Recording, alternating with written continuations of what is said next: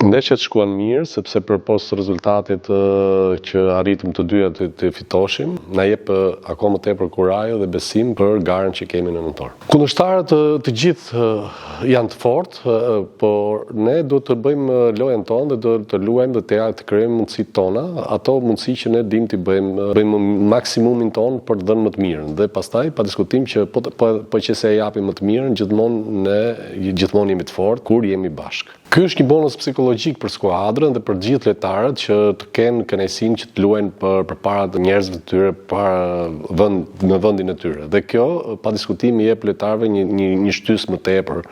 Kjo është një arritje e madhe për ne që të luajmë ndeshjet në shtëpi. Dhe pa diskutim që ne do të tentojmë që të japim më të mirën para gjithë publikut shqiptar. Objektivi gjithmonë është që ne të kalojmë grupin, duhet të kalojmë në elitarantë, që është objektivi minimal.